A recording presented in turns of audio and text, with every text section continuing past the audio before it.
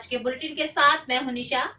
जिस तरीके से आप जानते हैं कि मौसम का मिजाज दिन प्रतिदिन बदलता जा रहा है, ठंडक बढ़ती जा रही है। आज कोहरे का भी काफी कहर था, सड़कों पर हादसे भी हुए, लेकिन कोहरे से सबसे ज्यादा जो परेशानी हुई, सड़कों के हादसे तो हुए ही, लेकिन जो बुजुर्ग हैं, जो बच्चे हैं, उनको सांस की प्रॉब्लम बहुत ज्यादा हुई। कोहरे की वजह से सांस लेने में काफी परेशानी हो रही थी। लेकिन मैं यही कहना चाहूंगी, कोरोना के पेशेंट अभी भी सामने आ रहे हैं, बुखार खांसी जुकाम के मामले अभी भी सामने आ रहे हैं, तो हम सबको अलर्ट रहना होगा क्योंकि मौसम बहुत ठंडा चल रहा है, कोहरा भी पड़ रहा है, ठंड भी बढ़ती जा रही है, जिसके लिए हमें अपनी सुरक्षा खुद करनी होगी। ओमिक्रॉन के भी पेशेंट मिल रहे हैं, कोरोना के पेशेंट मिल रहे हैं, साथ साथ सर्दी बुखार खांसी इस मौसम में बहुत ज्यादा होता है। लेकिन जहां बुजुर्गों को और बहुत से लोगों को सांस की प्रॉब्लम हो रही है, उससे काफी परेशानियां सामने आ रही हैं, अस्पताल तक पहुंचने की नौबत आ रही है। लेकिन मैं आप सभी लोगों से यही अपील करना चाहूंगी कि अपनी सुरक्षा खुद करें। ऐसा ना हो कि आप लोग अस्पताल तक पहुंचे, गर्म पानी पिए, मास्क लगा कर रखें, बाहर जरूरी हो तभी निकलें, अन्यथा घर से बाहर ना निकलें। ठंडक में थोड़ा सा अपना बचाव करें, क्योंकि हम कोरोना से पीड़ित ना हो, लेकिन अस्पताल में जाएंगे तो बहुत से पेशेंट वहां पर होते हैं, कहीं हम किसी के संपर्क में ना आ जाए। हमें अपना बचाव करना है, अपने परिवार का बचाव करना है, जिसके लिए बहुत जरूरी है नियमों का पालन करना। ठंडक के साथ साथ बीमारियां तो पहले भी होती थी, लेकिन अब सुरक्षा बहुत जरूरी है, क्योंकि हमारी सतर्कता, हमारी सुरक्षा ही हमारा बचाव है, हमारे परिवार का बचाव है। मैं आप लोगों से यही अपील करती हूँ कि जिस तरीके से ठंड अपनी दस्तक दे रही है, कोहरा बढ़ रहा है, तो आप लोग अपने परिवार की सुरक्षा का विशेष ध्यान रखें, मास्क लगाकर ही घर से बाहर निकलें, और कहीं भी अगर आप जा रहे हैं तो सोशल डिस्टेंसिंग का पालन जरूर करें, हाथों को सैनिटाइजर करें, ठंड से बचने का पूर्ण रूप से ध्यान रखें। आज के समाचारों के प्रायोजक हैं खेमचंद पहलवान, पूर्व सदस्य Uttar Pradesh Congress committee, Arvind Kumar Gupta, Marwari Bhoj, metro plaza, Delhi road, Meerut, doctor Beena Rani Agarwal, समाज। अब नजर डालते हैं आज की हेडलाइंस पर, जिसके प्रायोजक हैं जूम डिजिटल मूवी वर्ल्ड। रात से हो रही बारिश के बाद आज सुबह से शहर ने ओढ़ी कोहरे की चादर, आने जाने वालों को हुई असुविधा, हुए कई हादसे। मतदान की तैयारियों को लेकर एसडी इंटर कॉलेज सदर में पीठासीन अधिकारियों की गई कार्यशाला, जिसमें सभी को कार्यप्रणाली के बारे में दी गई जानकारी। सुबह से घने कोहरे के बीच हुए कई हादसे, रेलवे रोड जैन धर्मशाला के पास ट्रॉली का पहिया हुआ पंचर, काफी समय तक रोड रहा जाम, आने जाने वालों को हुई काफी परेशानी। 2022 के विधानसभा चुनाव में भारतीय जनसाधारण पार्टी के अशोक सिवाच ने शहर विधानसभा से किया नामांकन, जीतने के बाद जनता के लिए शिक्षा चिकित्सा के मुद्दों पर उठाएंगे आवाज, मेरदर्शन चैनल के माध्यम से दी जानकारी। 2022 के विधानसभा चुनाव को लेकर आज भाजपा, बसपा, सपा व लोकदल गठबंधन, आम आदमी पार्टी सहित निर्दलीय प्रत्याशियों ने भी किया नामांकन पर्चा दाखिल। 2022 के चुनावों को देखते हुए पुलिस प्रशासन हुआ अलर्ट, मेरठ के विभिन्न चौराहों पर पुलिस टीम द्वारा आने जाने वाले 4 पहिया वाहनों की जा रही चेकिंग। अब खबरें विस्तार से। 2022 के चुनावों को लेकर के सभी तैयारियां पूरी कर ली गई हैं और तैयारियां बहुत तेजी से चल रही हैं। जो बाकी रही हैं उन्हीं को लेकर के मैं आपको बताती चलूं।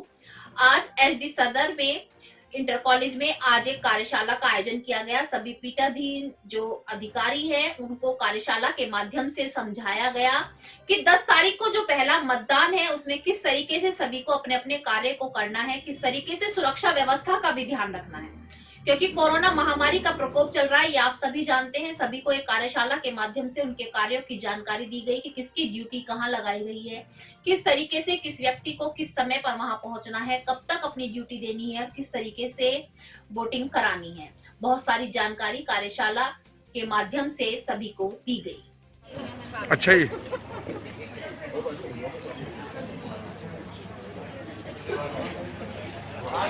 जी, मतदान करने से इनकार किया तो वहाँ पर उसके द्वारा हस्ताक्षर करना है। यहाँ पर आप साइन करिए, आप वोट डालिए। आपने यहाँ एक बार उसको टोल कर दिए और फिर जो बटन दबा देंगे मतदान प्रक्रिया।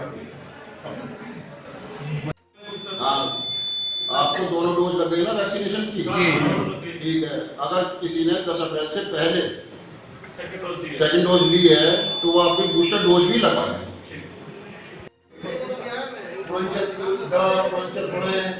या टेस्ट बोर्ड उनको टेस्ट बोर्ड तो शामिल नहीं उनके टैग लगा दें, जो आपका एड्रेस टैग है, ये एड्रेस टैग हर कुछ में बनेगा बॉक्स में, उसको सील करके आप रखें। ये पहली कंडीशन है 49 ऋण। आगे आओ।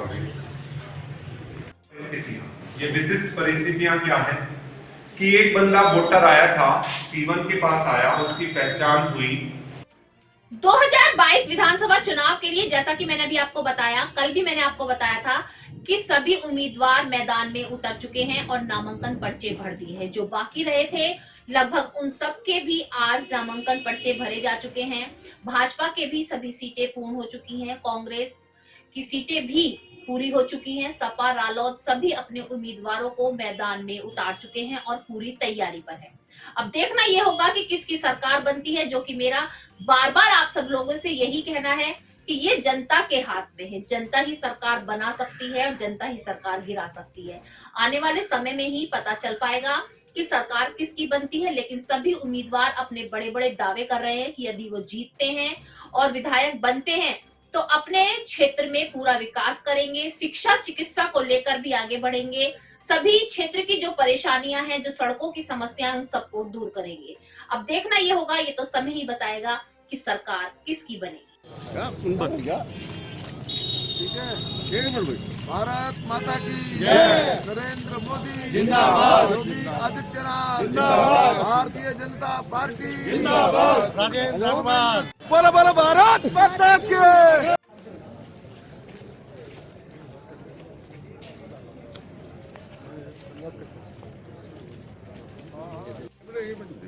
आशीर्वाद के भेजा है आप सबके बीच में। अबे लगा लो जल्दी 2 मिनट सर, बस 1 मिनट की बाइट ऐसे कर दो।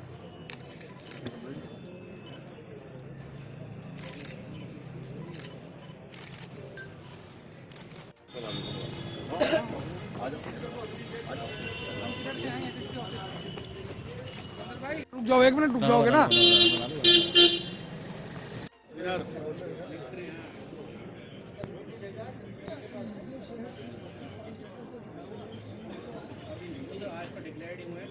कुशल पाल मावी उर्फ केपी मावी हूँ। किठौर विधानसभा से बहुजन समाज पार्टी का प्रत्याशी हूँ।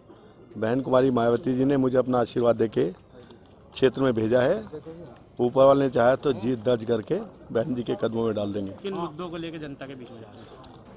हमारे पास में बहुत सारे मुद्दे हैं। पहले तो पूर्व प्रत्याशियों ने कोई काम नहीं किया, समाज बता देगा आपको। दूसरा, हमेशा बहुजन समाज की उपेक्षा हुई है। बहुत सारे मुद्दे हैं। 0 पे एडमिशन होता था एससी समाज के बच्चों का, वो भी बंद कर दिया बीजेपी सरकार ने। किन से अपनी फाइट मान रहे हैं आप? मेरी फाइट है शाहिद मंजूर साहब से। बीजेपी से मैं फाइट नहीं मान रहा अपनी। ठीक, मतलब आपका कहना है कि बीजेपी कहीं से कहीं तक नहीं है। तीसरे नंबर पे हैं। ठीक है। मेरा नाम दिलशाद अली, मेरा दक्षिण जोड़ अंचल विधानसभा से लड़ रहा हूँ। कौन सी पार्टी से आपके? बसपा से। किन मुद्दों को लेकर आप जनता के बीच में? विकास का मुद्दा है सबसे पहले। विकास, रोड सड़कें सब खराब हैं।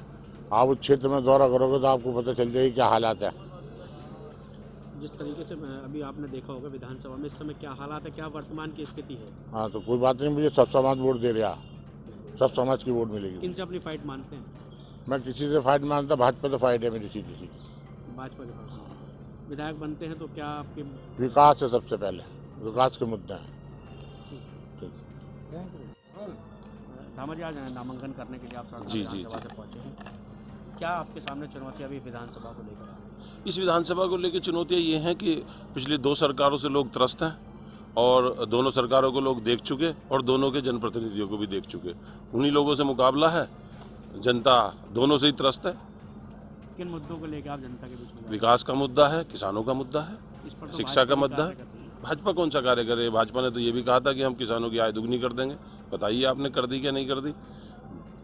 किसानों की आय दुगनी करने का काम माननीय बहन जी ने 2007 से 12 में 85 रुपये गन्ने का रेट था और 215 पे छोड़ के गई थी। उसे कहते हैं किसानों की आय दुगनी करना। क्या लगता है भाजपा कितनी सीटों से इस बार? बसपा कितनी सीटें जीत रही है? हम तो, हमारी निश्चित सरकार बन रही है। 2007 की तरह का माहौल है, जैसे भी उस समय भी 2006 में माननीय काशीराम जी की डेथ के बाद ऐसे ही कहा जा रहा था बसपा कहीं नहीं है, बसपा कहीं नहीं है, और बसपा पूर्ण बहुमत के साथ सरकार में आई थी, वही माहौल है। किनसे अपने लिए टक्कर मान रहे हैं आप, किनसे फाइट है? मैं तो दोनों से ही जनता त्रस्त है। आप जाके क्षेत्र में जाके देख लीजिए, सिर्फ शोर मचाएंगे, क्योंकि एक ने 2012 से 17 तक लूट मचाई है और एक ने 17 से 22 तक। विधायक बनते तो क्या कार्य आप क्षेत्र में? मैं शिक्षा के क्षेत्र में विशेष कार्य करना चाहूँगा, क्योंकि हमारा क्षेत्र किसानों के साथ साथ शिक्षा के क्षेत्र में भी पिछड़ा हुआ है। सरदना जैसी जगह पे कोई ऐसा डिग्री कॉलेज नहीं जिससे बच्चों को सब मेरठ आना पड़ता। किसान आंदोलन का कितना समर्थन मिल रहा है आपको? किसान आंदोलन का पूरा समर्थन है। मैं खुद जाट बिरादरी से हूँ। किस विधानसभा से पहुंचे? 43 सिवाल खास मेरठ विधानसभा से। कौन सी पार्टी से आप पार्टी कर रहे हैं? हम आम आदमी पार्टी से नॉमिनेशन करने जा रहे हैं। कुलदीप जी, क्या मुद्दे रहेंगे जनता के बीच में आप इसको लेकर देंगे? देखिए, जनता के बीच में विकास का मुद्दा है, शिक्षा का मुद्दा है, स्वास्थ्य का मुद्दा है, रोजगार का मुद्दा है, महंगाई का मुद्दा है, बहुत सारे मुद्दे हैं जिनसे जनता त्रस्त है। उन सब मुद्दों को लेकर हम चुनाव मैदान में उतर रहे हैं इस वक्त। किनसे अपनी फाइट मान रहे हैं? देखिए, हमारी किसी से फाइट नहीं है, हम संघर्ष करते हैं, हम अपना काम करते हैं, हमारी किसी से कोई फाइट नहीं है। हमारी जीत होगी, हम मेहनत करेंगे, हम आगे बढ़ेंगे, हम जनता की जो मांग है, जनता की जो ज़रूरतें हैं, उन पर खरे उतरेंगे, उन्हें पूरा करेंगे। इन्हीं सब को लेकर हम चुनाव मैदान में उतर रहे हैं। जीतने के बाद सबसे पहला काम क्या करेंगे आप? जीतने के बाद देखिए, सबसे पहला काम होगा हमारा, जनता जो महंगाई से त्रस्त है, बेरोजगारी से जो बेरोजगार आज भटक रहा है, ये सारे मुद्दे होंगे हमारे। महंगाई बहुत आसमान छू रही है, ये सारे मुद्दे होंगे। शिक्षा का देखिए, आप 2 साल से स्कूल बंद हैं और सरकार ने 2 साल से स्कूल बंद होने के बाद निजी स्कूलों को पूरी शिक्षा की फीस लेने की अथॉरिटी दी है। ये बहुत गलत काम हुआ है पूरी देश की जनता के साथ, अभिभावकों के साथ। उस पे भी हम अपना कुछ ना कुछ कदम उठाएंगे आगे। और मेरठ में देखिए, सिवाल खास विधानसभा बहुत पिछड़ी हुई विधानसभा है। करीब 40 साल से सिवाल खास विधानसभा में कोई कार्य नहीं हुआ ऐसा, ना कोई तरक्की हुई है, ना सड़कें गुणवत्ता वाली हैं, ना कूड़ा निस्तारण आज तक हुआ है। उन सबको देखना है। बाबा महेंद्र सिंह टिकैत की प्रतिमा भी इस मेरठ में हमें स्थापित करानी है, अगर हमें मौका मिलता है। धन्यवाद आप सबका। मीडिया पर बस अब आज मैं अभी तो उसमें लग रहा था, आज बताऊंगा शाम को। शाम को फोन करूँ? हाँ, शाम को।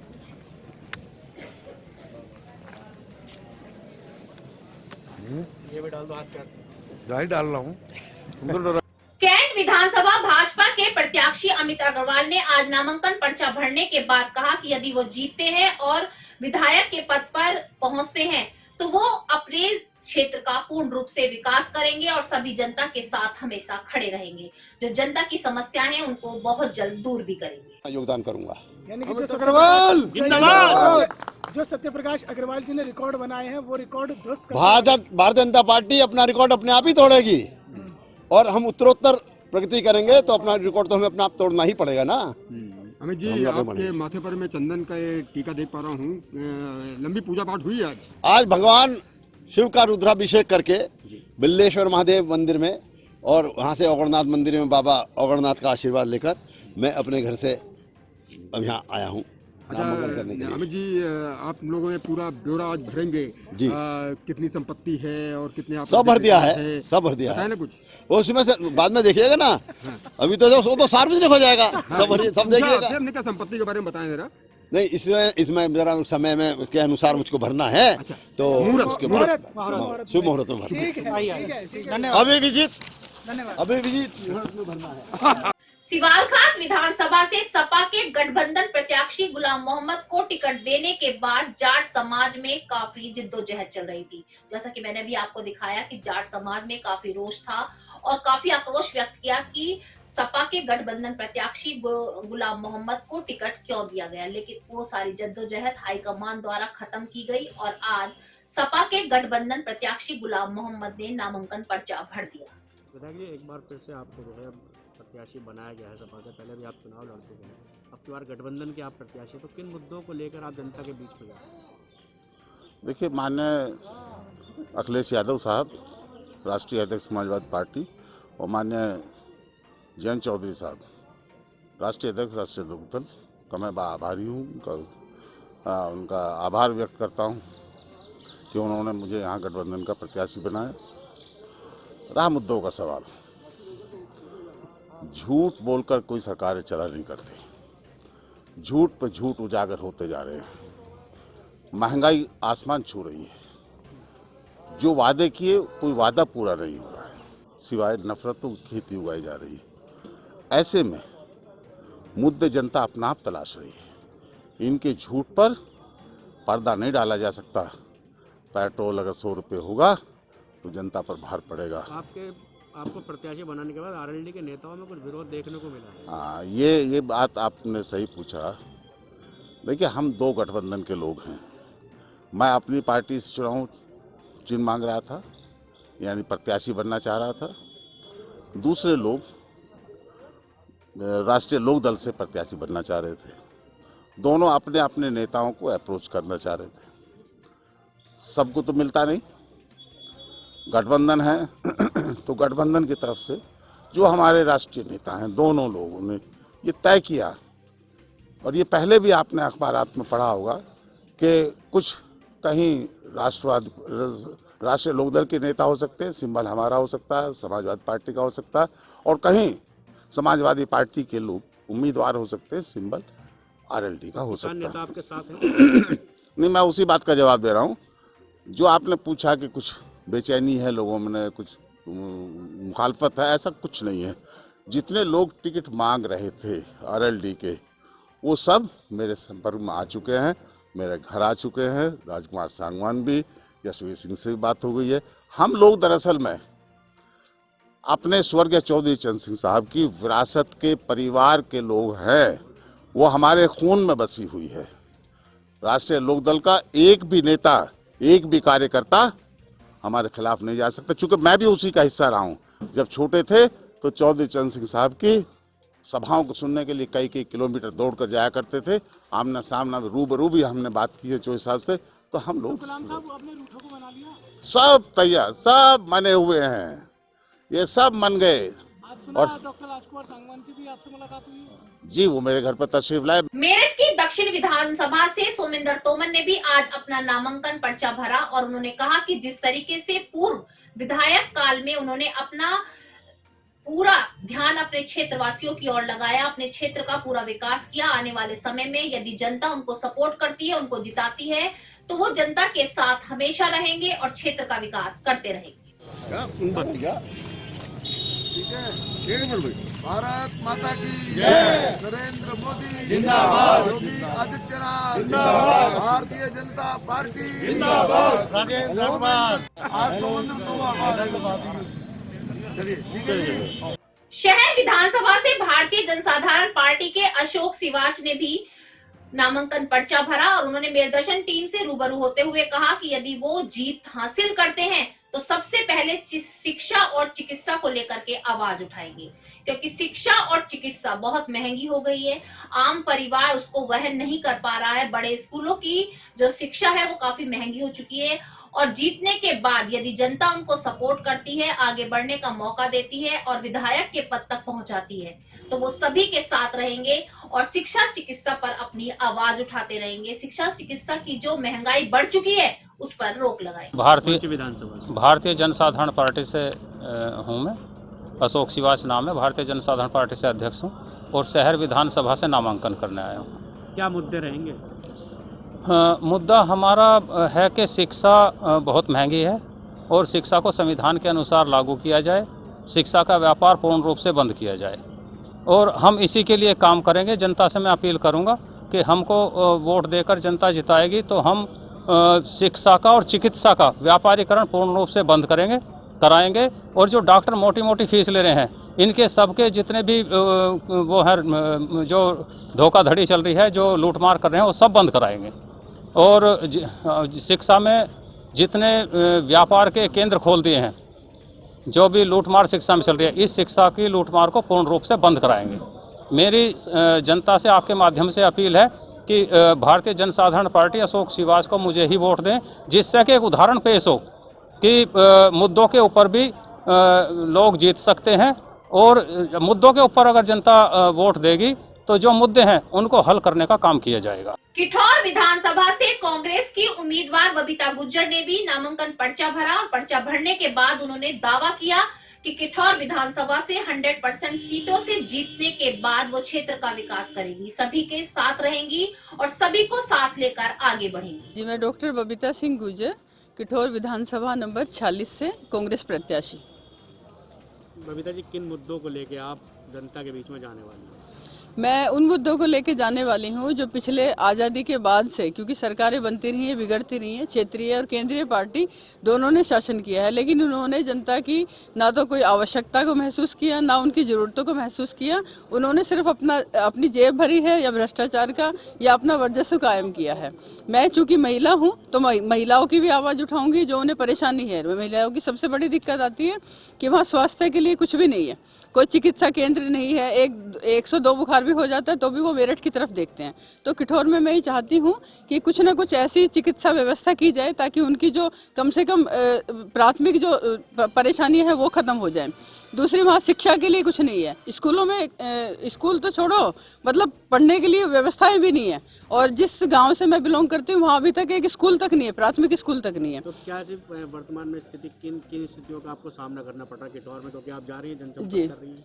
लोगों के समस्या ये आ रही है कि क्योंकि देहात क्षेत्र है तो वहाँ कोशिश ये करूँगी कि जितना उनकी जो हमारे किसान हैं, किसान भाइयों के लिए खाद पानी की समुचित व्यवस्था, खासकर जो हमारे छुट्टे आवारा जानवर हैं उनकी इतनी बड़ी दुर्गति हो रही है। जो हमारे योगी जी हैं या जो हमारी मोदी जी हैं, जो हिंदू भगत कहते हैं, गौ माता को माता मानते हैं, उन्होंने इतनी दुर्दशा कर रखी है। मैं सबसे पहले चाहती हूँ कि चाहे जानवर हो चाहे इंसान हो, जिनकी भी सेवा की जरूरत होगी मैं उनकी सेवा करूँगी। कांग्रेस तो कहाँ पाती है चुनाव में? देखिए, गठबंधन तो है किसका? पार्टियों के शीर्ष नेताओं के गठबंधन से आप जनता का गठबंधन तो नहीं कर सकते हैं। गठबंधन तो हमारा भी पिछली बार हुआ था, हमारी सारी सीटें हारे गए थे। तो अब ये तो वक्त है कि आप लोगों के बीच जाइए, आप उन्हें अपने बारे में बताइए, उनकी सेवा कीजिए। जनता जानती है, हमें भी जानती है, जो हमसे पहले रह चुके हैं हमारे भाई बंधु उनको भी जानती है। अगर वो सेवा करते होते तो वो हारने की स्थिति में नहीं आते या उनका बिल्कुल नाम कटने की स्थिति में नहीं होता। तो जनता तो परिवर्तन चाहती है और जनता के बीच में आप जाएंगे, उनकी समस्या सुनेंगे और उन्हीं के बीच के जाएंगे। क्योंकि मैं एक महिला हूँ, बहुत अच्छे से उनकी दुख तकलीफ समझ सकती हूँ। तो प्राथमिक चिकित्सा और स्कूल व्यवस्था और खाद पानी का इंतजाम, जो हमारे बेरोजगार भाई बंधु हैं जो रेहड़ी और ठेले लगाते थे, अब कोरोना काल कह लीजिए, चाहे अभी ये जो था पैसे वाला चक्कर था, नोटबंदी वाला जो चक्कर था, उसमें सबके सब घर बैठ गए हैं और अपराध की तरफ जा रहे हैं। तो हम ये चाहते हैं कि जो हमारी जनता है, जो हमारे जनता जनार्दन है, उसको हम रोजगार के अवसर दें, उनको अपने पैरों पे खड़ा करें। क्या लगता है कि इस बार कांग्रेस कितनी सीटें जीतने वाली है? देखिए, हम तो यही कहेंगे कि हम पार्टी जो हमारी पार्टी है वो तो सरकार बनाने वाली है। बाकी आप धीरे धीरे देखिए, अभी तो ये आगाज है, अभी तो शुरुआत है। क्या लगता है बबीता गुज्जर क्या किठौर सीट निकाल पाएंगे? बिल्कुल निकाल पाएंगे सब। भैया फोटो कर लें, एक मुझे एक फोटो कर लें तो भैया। वही किठौर विधानसभा से भाजपा के उम्मीदवार सतवीर त्यागी ने भी अपना पर्चा नामांकन भरा और उन्होंने यही कहा कि जिस तरीके से विधायक काल में पूर्ण रूप से वो कार्य करते आ रहे हैं, क्षेत्र का विकास कर रहे हैं, यदि आने वाले समय में किठौर विधानसभा की जनता उनको सपोर्ट करती है तो आगे भी ऐसे ही विकास कार्य करेंगे, सभी जनता के साथ रहेंगे और जो भी क्षेत्र की समस्याएं अभी बाकी रही हैं उनको भी दूर करेंगे। इस बार भी आपको जो है चुना गया है, प्रत्याशी आपको बनाया गया एक बार दोबारा से, किन मुद्दों को लेकर अब एक बार फिर से जनता के बीच में जाने वाले हैं और किससे अपनी फाइट मारेंगे? देखिए, हमारे यशस्वी प्रधानमंत्री आदरणीय नरेंद्र मोदी जी और उत्तर प्रदेश के यशस्वी मुख्यमंत्री आदरणीय योगी आदित्यनाथ जी द्वारा जितनी भी योजनाएं गरीबों के, किसानों के, कमज़ोर तबके के, महिलाओं के, नौजवानों के और आम जनता के हित में चलाई गई हैं, वो सब फलीभूत हो रही हैं। और इस बार जो है भारी विकास के मुद्दे जो है हम लोगों के रहेंगे। विकास किया है, विकास करेंगे और इस बार भारतीय जनता पार्टी 350 सीट जीतने जा रही है। आंधी है, अंडर करंट। किनसे चुनौती मान ले? किनसे अब चुनौती तो भाई जो माफिया, बदमाश, गुंडे हैं, जो इस तरह के लोग हैं, उनसे क्या चुनौती हो सकती है? हाजी गल्ला की जो सपोर्ट करते हों, जो सोतीगंज से वसूली करते हों, ऐसे लोगों से क्या चुनौती हो सकती है? 2022 के चुनावों को लेकर आचार संहिता लगा दी गई है। ये तो मैंने आपको पहले भी बताया था, फिर से बताती हूँ। आचार संहिता लगा दी गई है और सुरक्षा व्यवस्था पर पूरा ध्यान दिया जा रहा है। पुलिस द्वारा चेकिंग की जा रही है। मेरठ शहर के विभिन्न चौराहों पर चेकिंग की जा रही है। 4 व्हीलर गाड़ियां जो भी निकलती हुई नजर आ रही है, पहले पुलिस टीम द्वारा चेकिंग की जा रही है ताकि कोई भी अप्रिय घटना ना हो, कोई भी ऐसी घटना ना हो जिससे जो माहौल है वो खराब हो। उसी को लेकर के जगह जगह चौराहे पर पुलिस टीम अलर्ट कर दी गई है और जब तक चुनाव होंगे वो टीम अलर्ट रहेगी और चेकिंग करती रहेगी।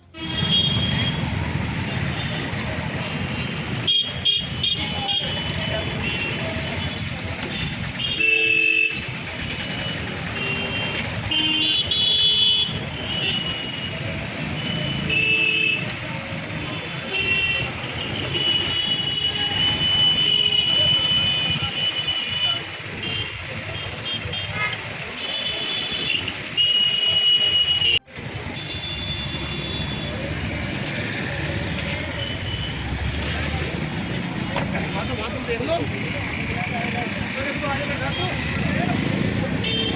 और इसको लिखाओ गाड़ी से